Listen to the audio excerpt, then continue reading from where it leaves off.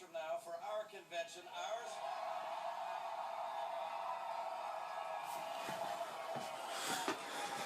will be a united party with a winning ticket for America.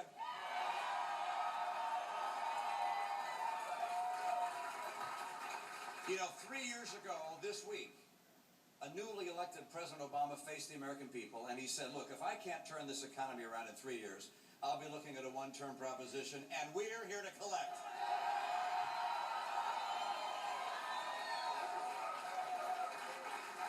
And you know the results. I mean, it's been 35 months of unemployment above 8%. And under this president, more Americans have lost their jobs and more home foreclosures have occurred than under the administration of any other president in history. And in the last 10 days, I met with a father who was terrified that this would be the last night his family would be able to sleep in the only home his son has known. I've met seniors who thought these would be the best years of their life, and now they're worried day to day about how to make ends meet. I met some Hispanic entrepreneurs who thought they'd achieved the American dream, and now they're seeing it disappear. In his State of the Union address, the president actually said these words. He says, let's remember now how we got here. Don't worry, Mr. President. We remember exactly how we got here. You won the election.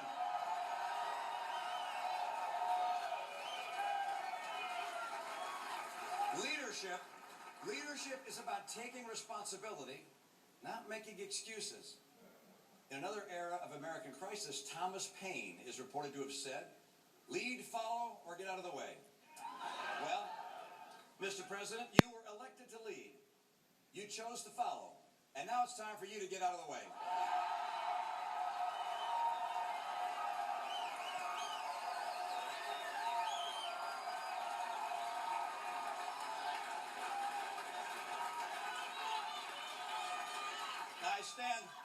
I stand ready to lead this party and to lead our nation. As a man who spent his life outside Washington, I know what it's like to start a business. I know how extraordinarily difficult it is to build something from nothing. I know how government kills jobs, and yes, I know how it can help from time to time. My leadership helped build businesses from scratch. My leadership helped save the Olympics from scandal and give our American athletes the chance to make us all proud as they did.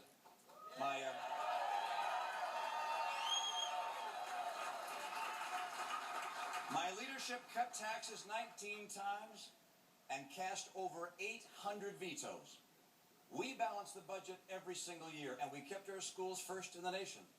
My leadership will end the Obama era and begin a new era of American prosperity.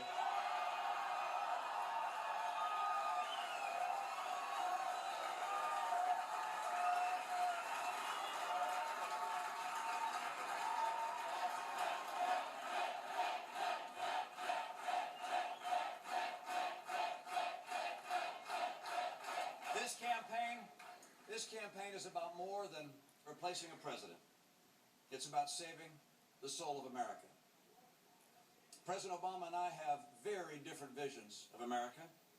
President Obama wants to grow government and continue to amass trillion-dollar deficits. I will not just slow the growth of government, I will cut the spending of government. I will not just freeze government share of the total economy, I will reduce it. And without raising taxes, I will finally get America to a balanced budget.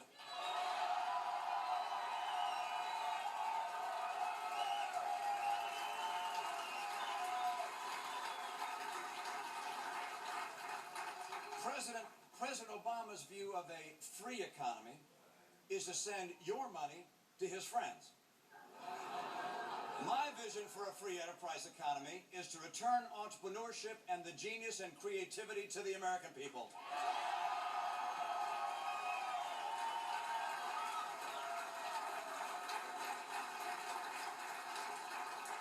On one of the most personal matters of our lives, our health care, President Obama would turn decision-making over to government bureaucrats. He forced through Obamacare, and I will repeal it.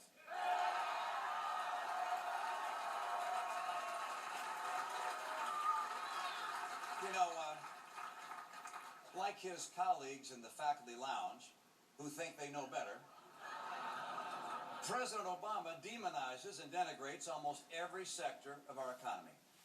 I will make America the most attractive place in the world for entrepreneurs, for innovators, for job creators.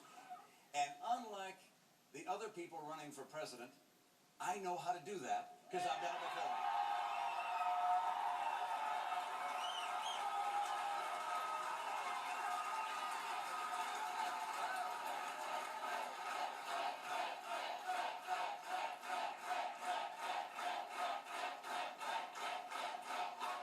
President Obama orders religious organizations to violate their conscience.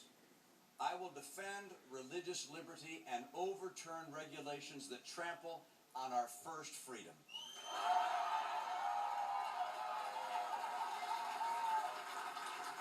President Obama believes that our role as leader in the world is a thing of the past. He's intent on shrinking our military capacity at a time when the world is facing rising threats. I will insist on a military so powerful, no one would ever think of challenging it.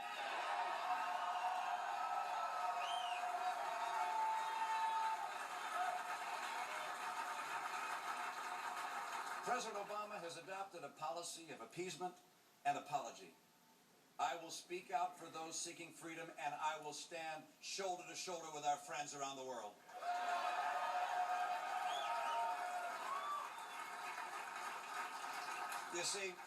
You see, President Obama wants to fundamentally transform America and make it something perhaps we wouldn't recognize. I want to restore to America the values and principles that made us the hope of the earth, and I'll do it.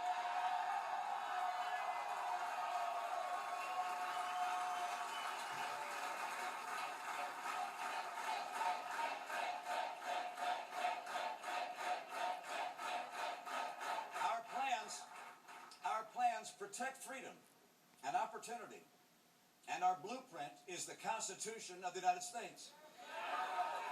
Together, we will build an America where hope is a new job with a paycheck, not a faded word and an old bumper sticker.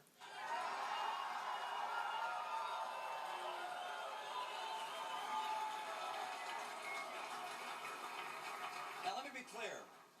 The path I lay out is not one paved with ever-increasing government checks and cradle-to-grave assurance that government will always be the solution. If this election is a bidding war for who can promise the most goodies and the most benefits, then I'm not your president. You have that president today. But if you want to make this election about restoring American greatness, then I hope you'll join us. If you believe the disappointments of the last few years are a detour and not our destiny, then I'm asking for your vote.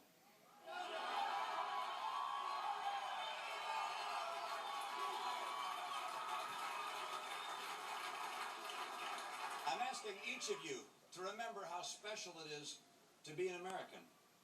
I want you to remember what it was like to be hopeful and excited about the future and not to dread each new headline.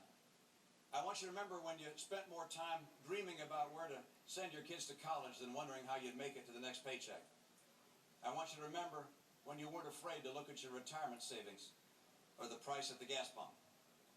I want you to remember when our White House reflected the best of who we are, not the worst of what Europe has become.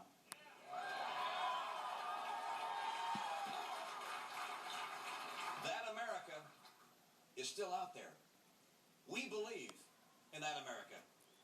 We still believe in the America that is the land of opportunity and a beacon of freedom. We believe in the America that challenges each of us to be bigger and better than ourselves. This election, let's fight for the America we love. We believe in America. Thank you so much. Florida, you're the best. God bless the United States of America. Thank you. Thank you. Clearly elated, Governor Mitt Romney.